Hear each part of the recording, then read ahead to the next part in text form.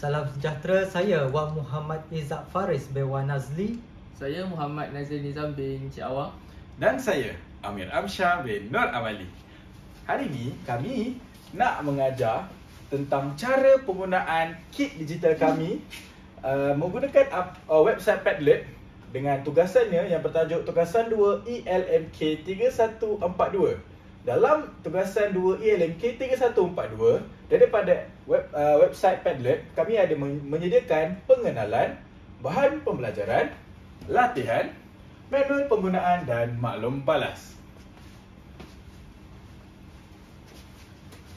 Sebelum kami melanjutkan perbincangan pada hari ini, adalah kita terlebih dahulu mengenali apa itu kit digital moral yang telah kami hasilkan. Oleh itu, kita akan tengok kepada pengenalan.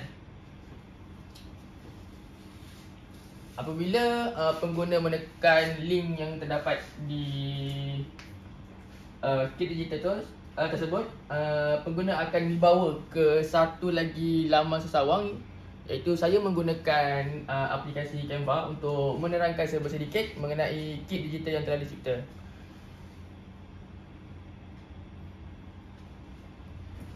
Di dalam slide pembincangan pengenalan ini terdapat standard kandungan dan juga standard pembelajaran untuk digunakan di dalam kelas. Standard kandungan yang telah kami pilih iaitu 12.0 kerjasama demi keharmonian negara. Manakala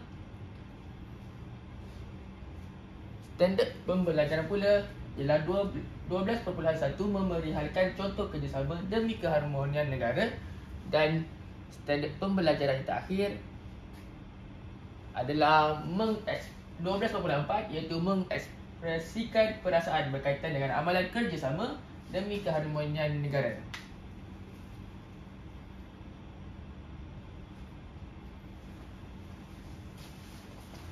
Seterusnya saya akan memberitahu sedikit sebanyak tentang bahan pembelajaran dalam Padlet yang telah kami buat. Iaitu bahan pembelajaran yang pertama iaitu video pembelajaran. Dalam video pembelajaran ini kami telah meletakkan satu video link YouTube yang menunjukkan video berkenaan dengan nilai kerjasama. Untuk kamu semua, cikgu perlukan 2 ketua. Okey, itu saja. Seterusnya, selepas video pembelajaran, terdapat juga slide pembentangan nilai kerjasama. Di sini kita telah menggunakan aplikasi Canva sebagai penerangan terhadap konsep nilai kerjasama. Di sini nilai kerjasama, apakah itu kerjasama? Kerjasama ialah usaha bersama antara individu atau kumpulan untuk mencapai matlamat bersama. Dan kita ada contoh dan kesan kerjasama. Okey, seterusnya kita terdapat juga buku teks moral tahun 6 sebagai rujukan kepada pembelajaran yang telah kita belajar sebentar tadi.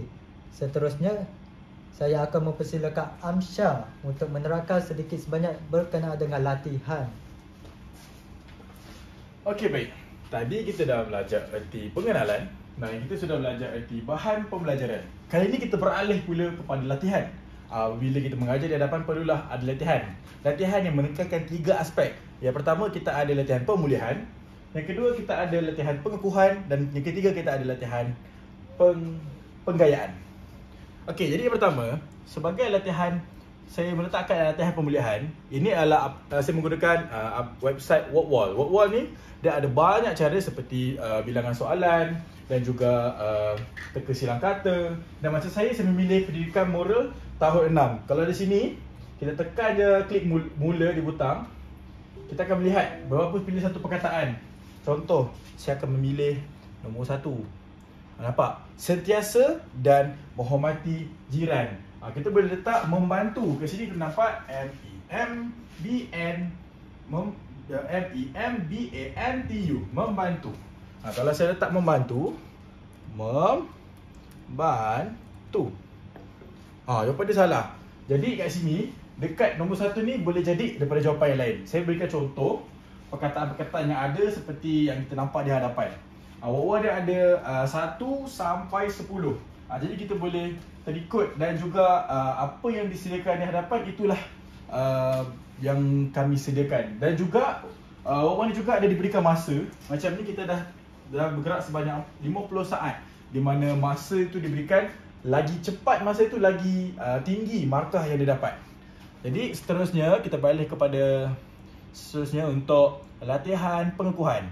Latihan pengukuhan ini saya ambil daripada Quizizz, dan Quizizz ini kalau kita tekan butang klik link yang saya telah berikan, dekat dalam tu kita akan nampak susunan ayat demi ayat dan juga beberapa soalan. Contoh di sini kita akan nampak dia ada tulis preview, assign dan juga start now. Jadi kita perlu tekan start now. Jadi kalau kita tekan start now, okey, macam saya tak buka lagi akaun. Tapi kalau saya buka akaun, dia akan menghasilkan seperti ini. Dia akan nampak soalan. Contoh macam, apakah maksud nilai kerjasama? Dia bagi contoh. Contoh biasanya dia akan bagi 3 ataupun 4. Macam saya punya, akan ada 4 pilihan jawapan. Jadi seterusnya kita beralih pada yang terakhir, iaitu ialah latihan penggayaan.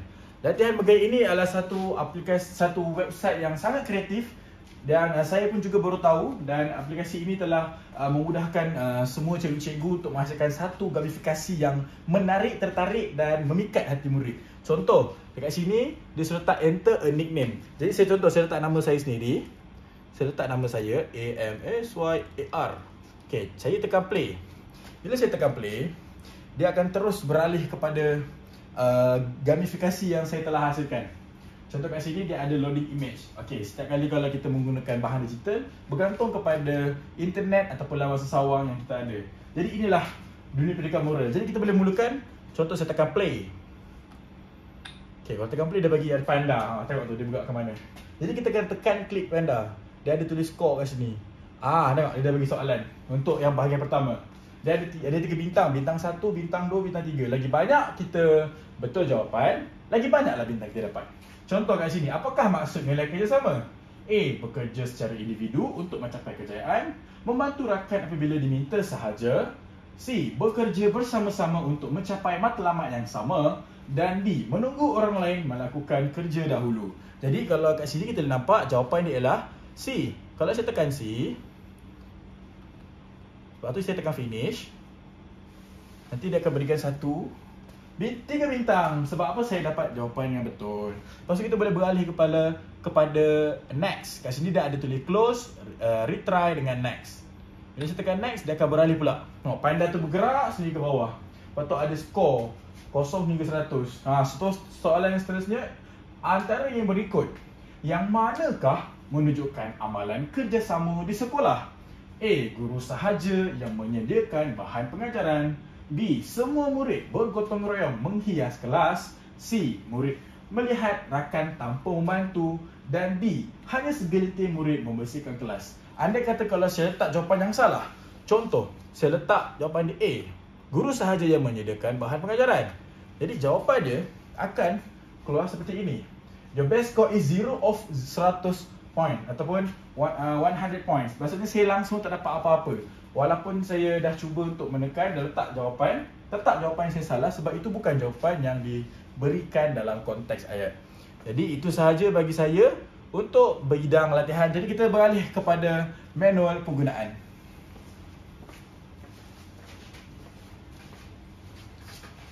Yang terakhir adalah manual penggunaan bagi pengguna yang belum mahir menggunakan aplikasi Padlet ini. Jadi kami menyediakan manual penggunaan, iaitu cara-cara untuk menggunakan Padlet ini secara ringkas.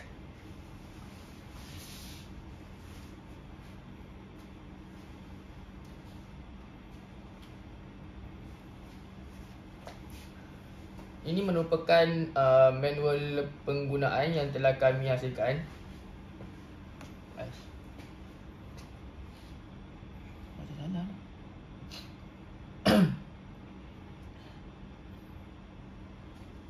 Okey.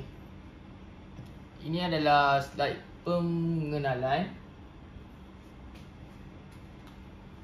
bahan pembelajaran dan juga latihan.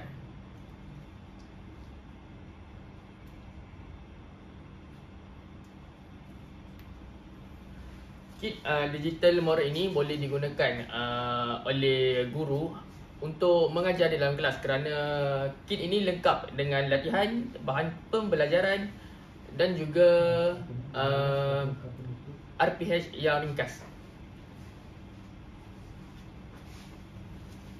Seterusnya saya akan memberitahu bahawa Padlet, kit digital yang telah kami pilih iaitu Padlet, boleh menghasilkan satu fungsi iaitu maklum balas. Di kolom maklum balas ini, murid boleh memberi komen berkenaan dengan aktiviti-aktiviti pembelajaran yang telah kita buat dalam Padlet ini.